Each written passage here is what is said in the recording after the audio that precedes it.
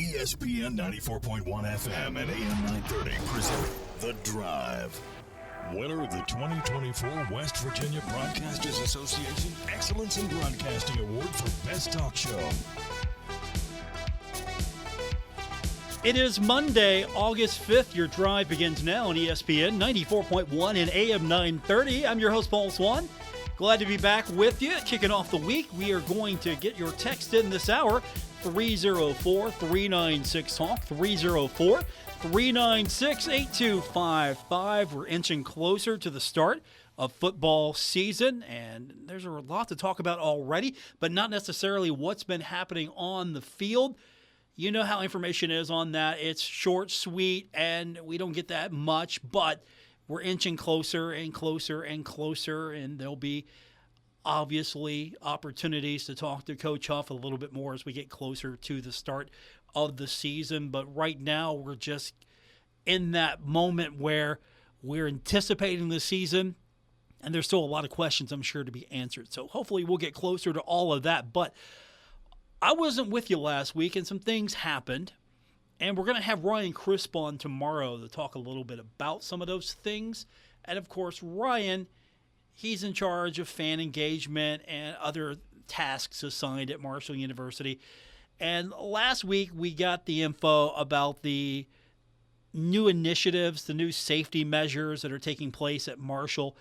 And I knew that this went down and a few people weren't happy with it, or at least that's from my limited bubble last week, because I got a few people asking me about, hey, what do you think about this, Paul? And so we're going to talk about that this hour, and then Ryan's going to give us a little bit more of the official details tomorrow, so we'll give an opportunity to talk about that. But we'll get the text line open for you this hour at 304-396-TALK, 304-396-8255. So that's going to be the number to be a part of today's edition of the show here on ESPN 94.1 and AM 930. So what do you think about the changes as you understand them? What is it about them that you don't like, and what is it that you're totally on board with? So the first thing that I kind of got the vibe on from a lot of people is like, I don't like that I can't go tailgate. It's not security when you come out, and if you want to go back in, if you have a ticket, another ticket, they'll scan you in and get you back in. And I get that, okay. But you have to go through the whole screening process again. That's one thing that, if I understand correctly how this works, you got to go through that process again. And so I know this comes down to, it's the screening process that is going to be the most laborious thing. And that's why they're going to open the gates open a couple hours early. So instead of 90 minutes before kickoff, it's going to be 2 hours before kickoff. And they're going to have a lot more options for you inside. Once you get inside, there's going to be different food options. I know they're going to do food trucks. I'm not necessarily the biggest food truck fan when it comes to options because, again, how many people are going to take advantage of those? And at the same time, what happens when you run out on the food truck? See, I don't know. I need to know more. I need to learn more about what we're going to see and what we're going to experience. And I don't know if the first game is going to be a true indicator of what the rest of the season is going to look at. Already, text lines opened up. Texter just wrote me and said, hey, Paul, I have purchased mine and my girlfriend's ticket to the football home opener this morning. Go Herd, 26 days to kickoff. So already tickets are on sale for those of you that don't have the season tickets. And I know a lot of you are excited. And I'm kind of wondering, will people who check out at halftime that are wanting to go back to the game, they check out at halftime, they leave, and they want to go back to the game, are they going to go buy a ticket, a cheap ticket, or going to go buy a general admission ticket? How many people are going to go through that? And, of course, you're going to have to be re-screened. So that's going to be an interesting dynamic for me to follow. You know, will they get a small little bump when it comes to ticket sales on this? Because there are going to be some people that are going to go, okay, that's fine. I want to go out still. I want to go out. I want to tailgate. I want to be with my friends. I want to do that. And then I'll go and I will get a cheap ticket and I'll get back in. I wonder how many people are going to go through that and do that process. And what the offerings are going to be. Is there going to be enough inside the stadium to maybe compel you not to go outside? If it's just, hey, look, the food options aren't that good. The options for me it's just not that good. I go out because I got better food options and I tailgate. I paid all this money for this tailgate spot and I want to use it. I got the grill. I got better food options. I got better drinks. All my buddies get together. We sit at different places all across the stadium. So we all congregate at halftime. We all get back together at halftime and hang out, and then we go back in.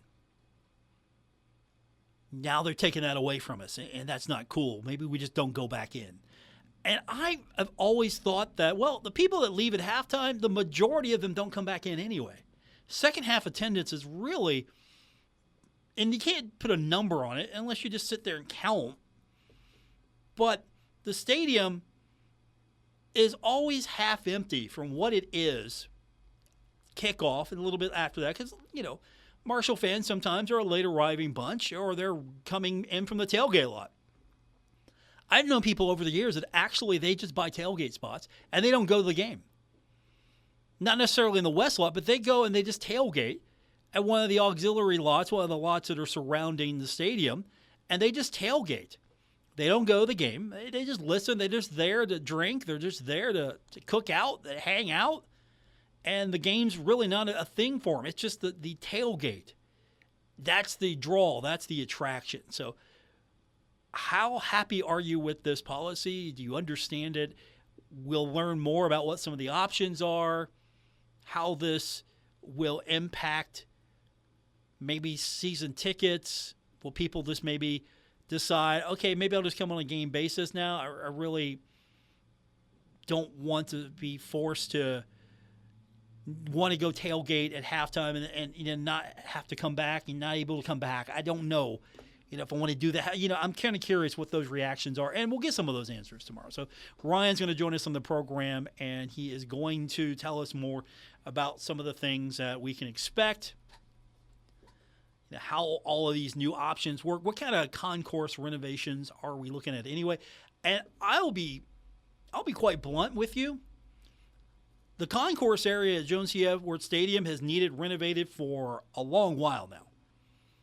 I don't know what kind of future plans we have, and that's going to cost money, obviously, but the concourse itself, the entirety of the concourse at Jones C. Edwards Stadium, it needs expanding. It needed pushed out a long time ago. There needs to be more room. You need to have more options, but there needs to be more room as well inside the stadium, because stadiums today, they're not just for the game. And I'm curious what the fan base percentage is. Hey, look, I'm here for the game. I'm here for the game. There's some nice amenities inside. That's great. I got some food options. I'm here for the game. And then there are others that like, hey, look, yeah, I go to the game too, but I'm here for the college football atmosphere. I'm here for the tailgate. There's just not enough, really. I've heard some people say that the halftime entertainment is not that good. I mean, come on. It's a college football game. You get the marching band. What else could they do? We're going to have like a mini pop-up concert at halftime. Maybe if the end zone area, that so-called party deck, that so-called party area, for lack of a better term, you kind of improve that space a little bit better. Maybe you could have like a mini concert, 15, 20-minute mini concert for those of you who can hang out. And the plaza area, there probably needs to be a plaza area in the stadium where people can just, like an open-air plaza, people can hang out. It might not replace the tailgate option, but that could be something you could look at. And, of course, a lot of this is because it gets safety regulations. And it's because the new code concerning concealed carry.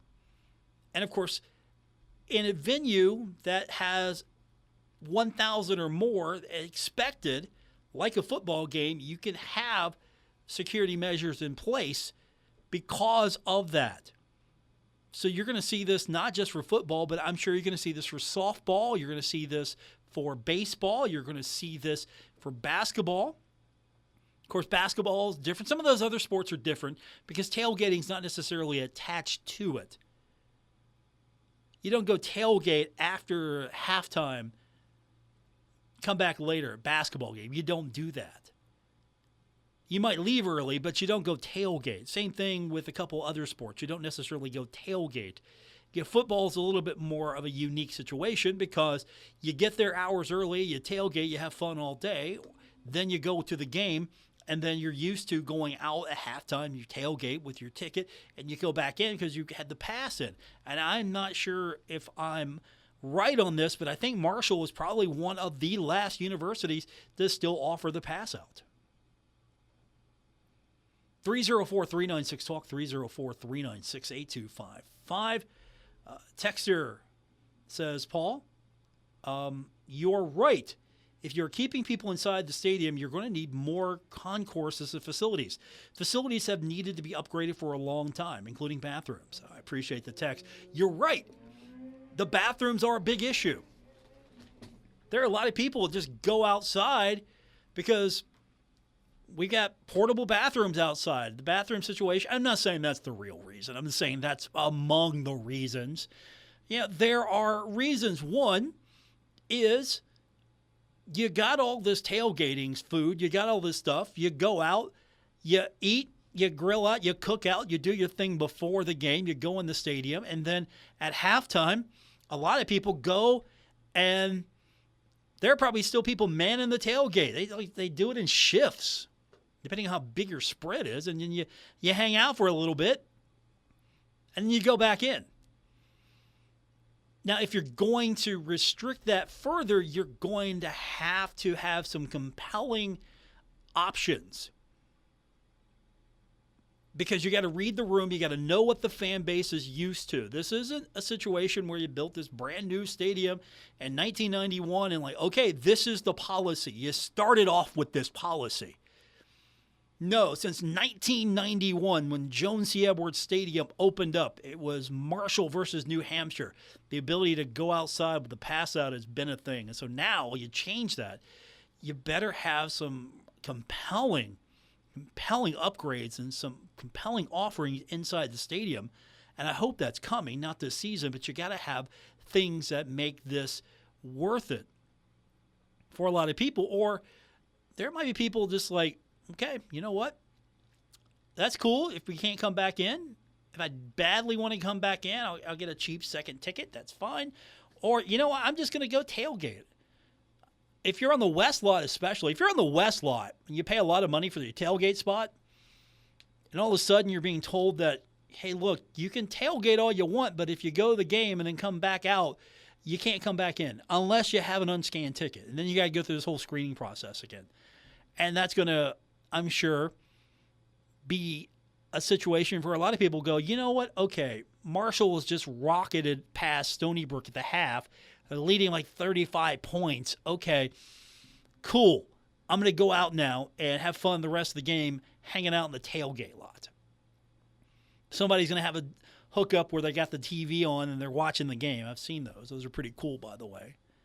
I mean, you get a lot of people, again, just make that decision. All right, we've hung out. We've seen Marshall throttle a team, and then second half's going to be pretty boring, so we're just going to head over to the tailgate lot. Before, where you could just go out to the tailgate lot, if it gets close, I'm going to go back in. You can't do that now. So we'll get your text in. We'll do that this hour, 304-396-TALK, 304-396-8255. More coming up. It's The Drive, ESPN 94.1 and AM 930.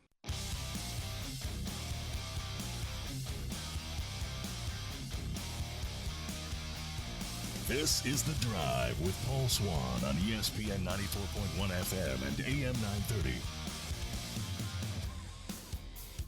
Welcome back to our Monday edition of The Drive on ESPN 94.1 and AM 930. Our text line this hour is 304-396-TALK. That is 304-396-8255. Glad to be back with you. You don't miss it until you don't do it anymore. And then you get back and you realize how much you miss it. So it was good to be off for a week. Hopefully get a few more of those throughout the year. But it was nice to be back in the office today. And it's good to be back with you. And we're here for the entire week. And we'll get your text in, of course, and start getting you closer to the start of Marshall football season. And I know fans' first day happened this weekend. Sounded like it was pretty successful. Good opportunity for Herd fans to go and meet and greet. And I'm glad Thundering Herd's doing more things like that. But that kind of sounded like a fun thing going on. A couple of things that happened while I was away. You know, Logan Osborne named to the Werfel Trophy watch list.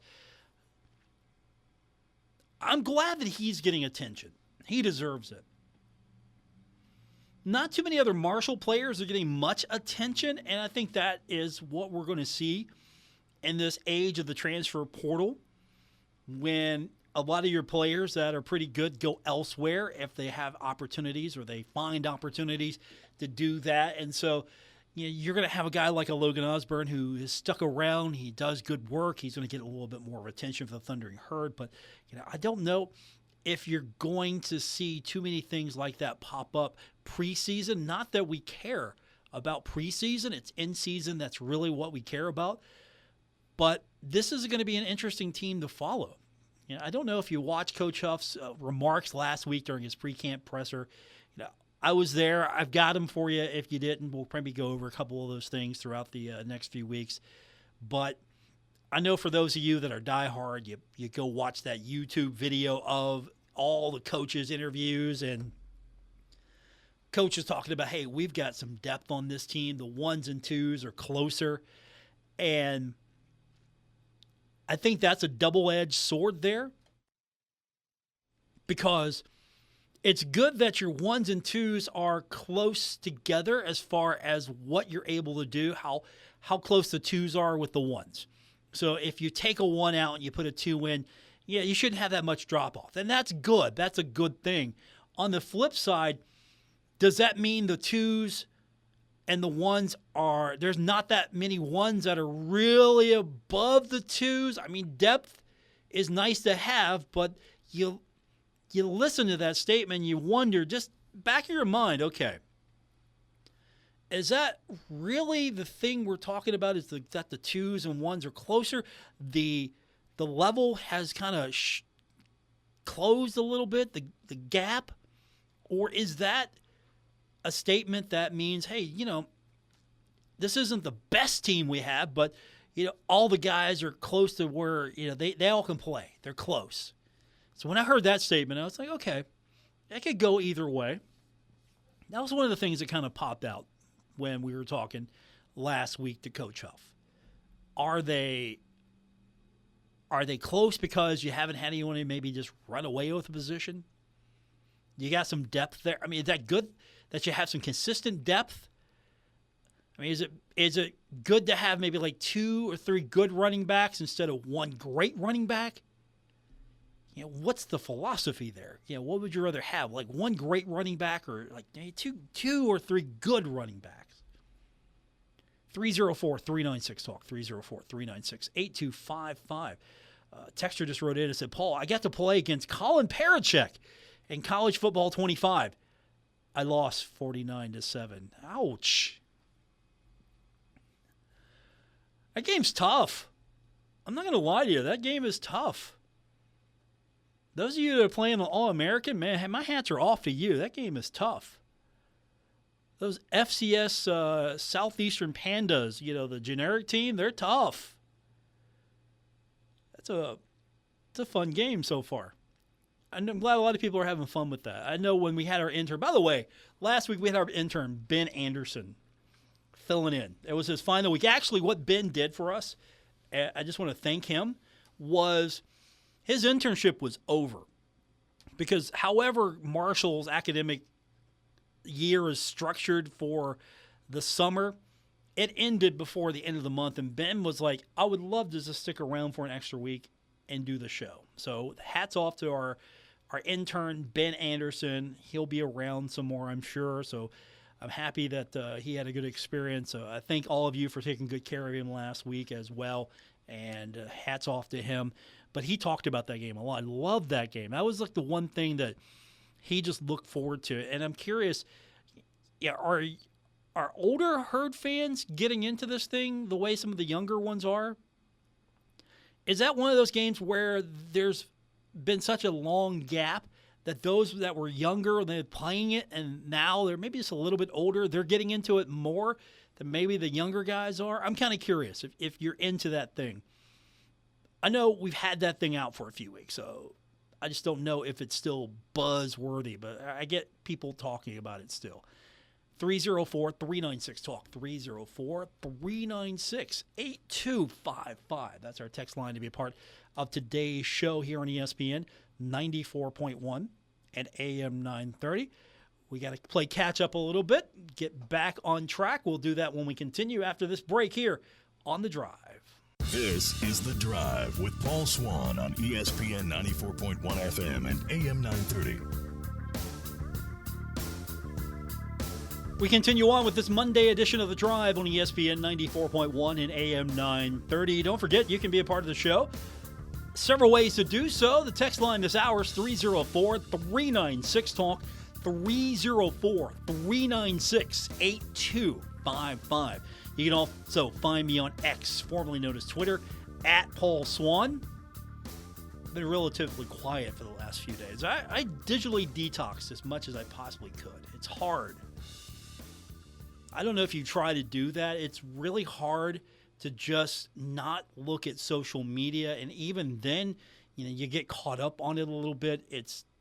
You get stuck. It was really hard. I wanted to try to just stay away as much as I possibly could from the notifications, the constant, and that was hard to do. Because I missed a couple of things, and I think a lot of us missed a few things. I don't know if you've seen this yet, but this was something that I missed a few days ago, and I think it slipped past a lot of people because Marshall hasn't put out an official release on this yet. But I noticed that there was a report that Marshall has scheduled Eastern Michigan for the 2026 and 2028 years. So did you know that? And if not, that was something that FBS Schedules put out. And they're pretty good. That's their gimmick. They know what's happening with schedules. And so we have now home and home series with these two teams. It's Eastern Michigan. Now, Eastern Michigan and Marshall, they go back a little bit. We're talking about, after all, Mid-American Conference days. The second go-around, right? Now, if you look at the schedule for 2026, here's what you got. And we're 2 years off now, mind you. We're talking 2 years from now. Marshall is going to play at Penn State. That's a big game in 2026. Big game. That game will be, well, one, it's going to be a great game for Herd fans to get to, if you can get tickets. And then in 2026, you got Middle Tennessee. That's a home game. Middle Tennessee. If I was looking for a football opponent from Conference USA, Middle would be on the list. It wouldn't be the highest priority game for me to schedule. I would, if I was trying to make the fans happy. And I don't know if this would make the fans happy, so I would hope that I would have done my due diligence. But if I was going to schedule a team out of Conference USA, I think I would have gone for just a brief resumption of that series with WKU. What say you? And no, we're harping on things that belong to the future. But instead of Middle Tennessee, I think I would have been happier with, okay, that's Western Kentucky. Get that game on the schedule. And then you're at Missouri State. Okay. You're at Missouri State. And then you have Eastern Michigan. That's a home game. So your non-conference home schedule is Middle Tennessee and Eastern Michigan. Is this the new norm for group of 5 schools with the power programs more and more shying away from games like this, especially coming to a Marshall? I mean, look, Marshall playing host to Virginia Tech, that was a big deal. The schedule in 2025 is Missouri State and at Middle Tennessee. So you got one more. But you're at Georgia. That's a big money game. That's a big game. 2027, you're probably looking for a big money game. You're looking for a big one because you have Ohio on the road 2027. Love that. Want to play Ohio all the time. So I'll never say a bad thing about having Ohio on the schedule. Then you have Boise State coming into Huntington. Okay, that's not bad. That's a good game. I'll entertain that one as one that maybe you can play games like that a little bit more. Boise State's got some name to it. It's got some recognition. And then you got Bowling Green. And okay, this might not be my favorite MAC opponent, but I'm good with this one. I don't know if I would have had Ohio and Bowling Green on the schedule at the same year. It's like 2028. You're at Wisconsin, you're at Eastern Michigan, but you got Central Connecticut and you have Ohio. I don't know if I'm doing 2 MAC schools on the schedule. In any given calendar year, I would do 1. Or if you can't do that and you have to take what's available, then you go with it. But I don't know if I'm in favor of doing multiple MAC schools. And I say that because Ohio takes highest priority for me. If you're going to have a school on the schedule that's out of the Mid-American Conference, obviously you want Ohio first. Take Ohio, always. And if you have those off years where Ohio's not on the schedule, then you look at, okay, which other matchups make sense? Would Miami make sense? Would that be a good matchup to get on the schedule? Hey, how about Toledo again? Would you do a Toledo matchup again? Obviously, Western Michigan's on the schedule, and I like Western Michigan. I'm cool with that. Absolutely. No problems there. But I don't know if I'm doing multiple MAC schools on a yearly basis. I don't know if that's what I want my non-conference schedule to be, a couple of MAC schools. Give me one. If it's Ohio, great. If it's not, give me one of the schools you had a more of a rivalry with, more of a, I don't want to say relationship with, but more of a, hey, I look forward to seeing that team when Marshall is playing in the Mid-American Conference, or I can't stand them. And Miami fits that bill. I can't stand them. Oh, we'll get them on the schedule. Toledo fits that bill. Oh, I can't stand them. We'll play them. I don't know if there's any excitement for Eastern Michigan on the schedule. If I'm wrong, let me know. But I don't think so. Maybe as we get closer to that year, okay, we'll soften up on that. But I don't know if we're excited collectively for Eastern Michigan. Maybe you are. Maybe you're excited for Eastern Michigan. And, okay, you know what? Hey, you like Eastern Michigan? You want to make that trip to Eastern Michigan to go see the Herd? Go for it. Yes, absolutely. Make that trip. I don't know too many people that want to make that trip to Eastern Michigan. Do you? How many people want to do that? How many people want to travel to Ypsilanti? I don't. I don't think Marshall fans wanted to make that trip when they were in the conference the first time. So is this the future of what Marshall schedules will look like because of the dynamic of trying to get teams to schedule you? Or is it a situation where, all right, we can't get the big games we hope to get to come in, so we're going to have to make some deals like this? But you're traveling almost 5.5 hours to Ypsilanti, Michigan. You're bypassing Toledo and several other schools on your way up, for one. And I just don't know if that game excites me. At the end of the day, you get excited for the game that Marshall's playing, and that's totally the attitude I'm going to have. Hey, it's Marshall, it's game day, sure. Absolutely, it's game day. But that 2026 season, it's Penn State, which is an exciting game, Middle Tennessee at home, Eastern Michigan at home, and then you're at Missouri State. And that's a return game from the 2025 home game. So it's a 1-for-1. That's fine. Missouri State, not really much of a history there. So, that might have a little bit more of excitement for Herd fans, right? Am I off on this? 304-396-TALK, 304-396-8255. That's our number to be a part of today's edition of the show here at ESPN 94.1 and AM 930. I don't know, we got a couple of years until this game.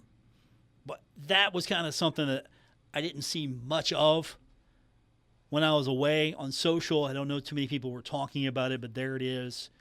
That's at least what FBS Schedules is reporting. That's not out of Marshall. Marshall hasn't reported that just yet. If they have, I've missed it. I didn't see anything about it. But if you're looking at what's an exciting trip for Herd fans, what's an exciting trip? Okay, 2025, Middle Tennessee. Okay, you could have some fun on that trip. At Georgia, yeah, you're going to have fun on that trip, obviously. 2026, okay, Penn State, yes, that's going to be fun for Herd fans. At Missouri State, I don't know. That will be a first time. Don't know what that's going to be like. Maybe that's going to be a fun trip. Play these guys again. We have fun there. But when you look at the schedule down the road here, in 2028, your home schedule is Ohio and Central Connecticut, and your road games are Wisconsin and Eastern Michigan. Is that exciting? Is that a road trip that you're excited for as a Herd fan? Or does it not matter? That's the opponent. Marshall's playing. Let's go. 304-396-TALK, 304-396-8255.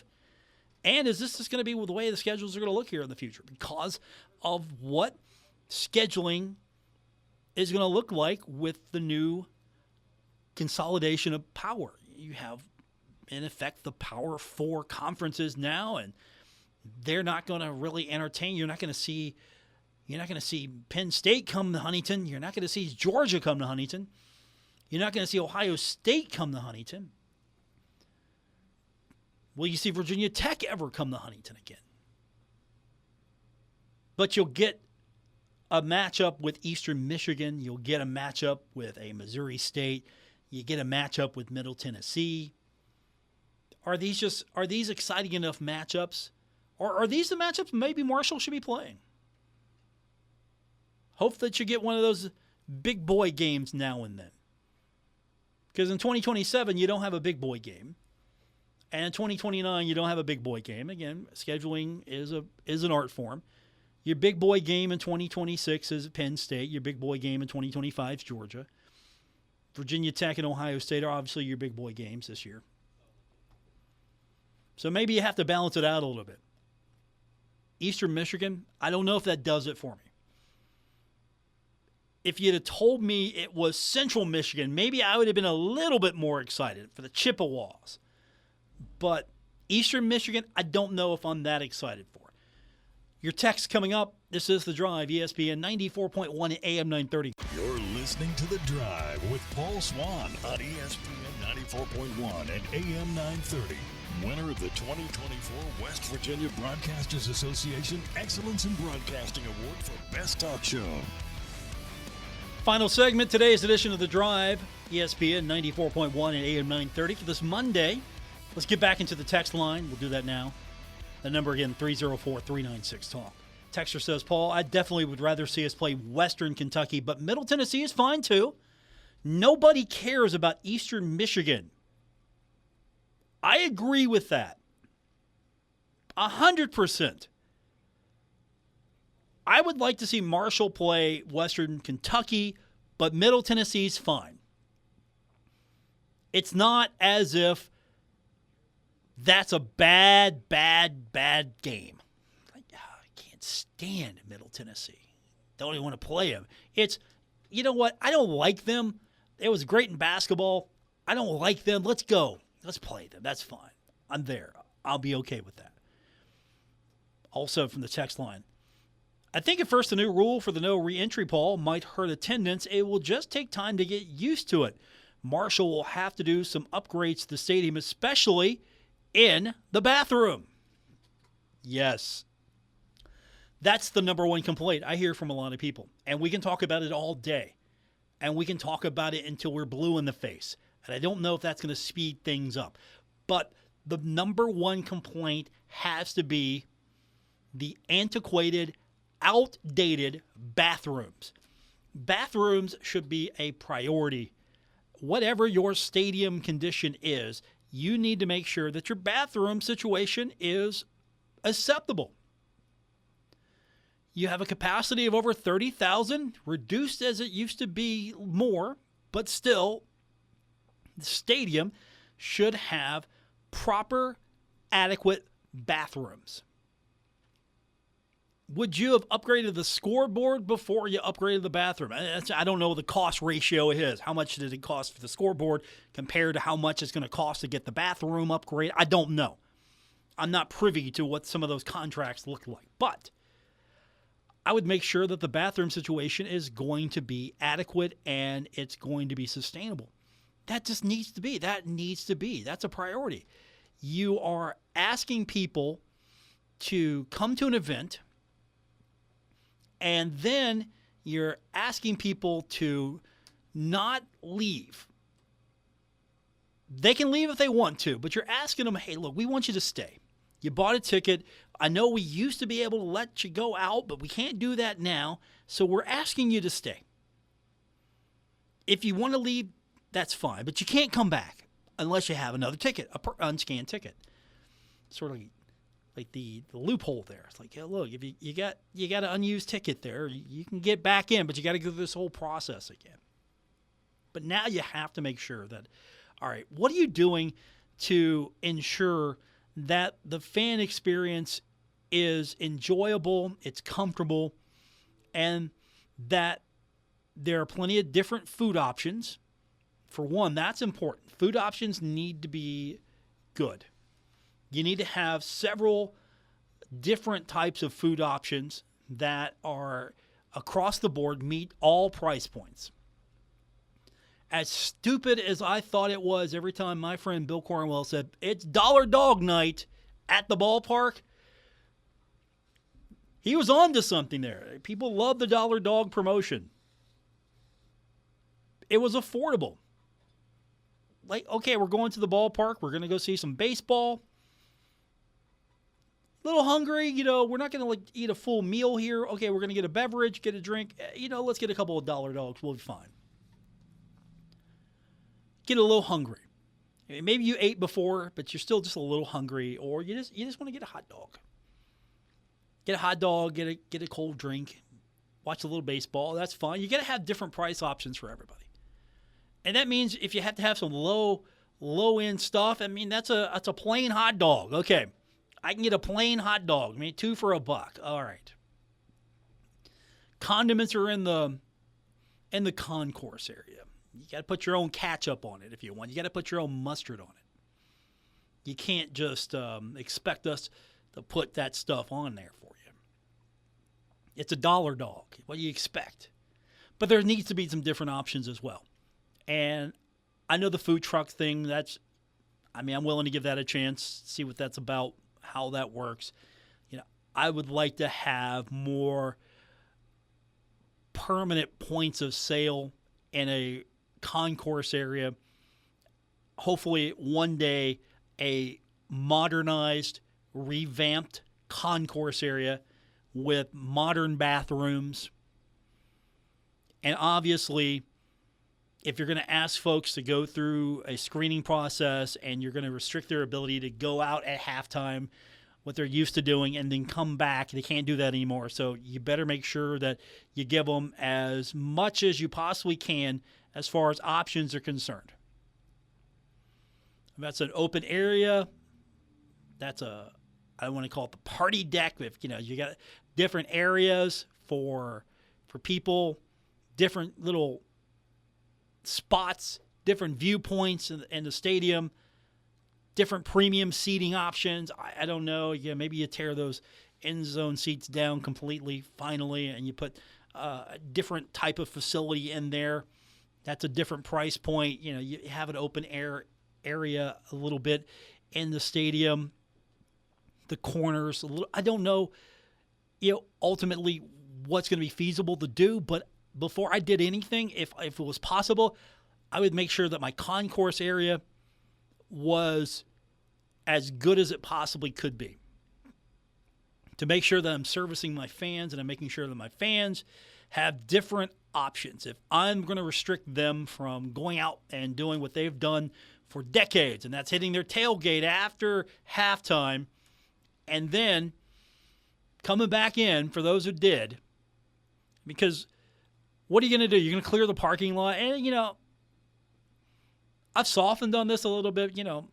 Some places I think they do clear the parking lot, but the whole pass out idea, that's something that's been a little bit more unique to Marshall for a long time. You got to give them reasons. So, and then we'll talk to Ryan Christopher. We're not trying to beat Marshall up. We're just going to talk to Ryan tomorrow. He's going to tell us what year one looks like. And I say that not trying to give him cover. I say that with the understanding that, okay, this is year one of this. We're going to find out what works. We're going to find out what doesn't work. And I hope that Marshall will adjust. And I would love to see eventually some major expenditures on the football stadium that include modernizing the concourse area. Something else I'd like to see, and I don't think this is going to happen, but I would make sure that we'd have new seating as well. I'd chair back the entire stadium if I could. That might reduce your capacity a little bit, but I'd chair back the entire stadium. Nice, comfortable seats. I would chair back everything. Instead of having these tiers, like, okay, if you want chair backs, you got to be in this tier. No, just chair back everything.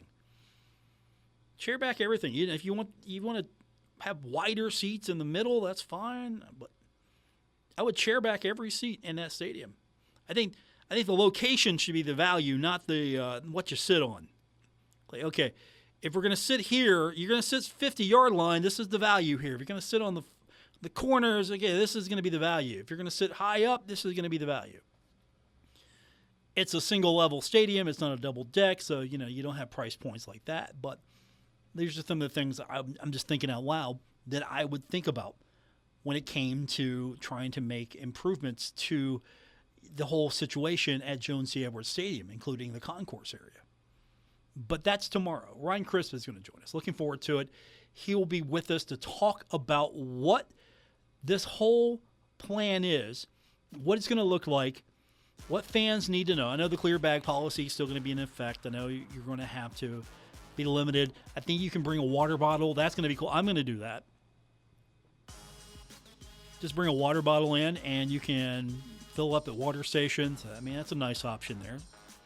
If you're going to ask fans to come early to check in, get through everything, if you're going to And that's another thing.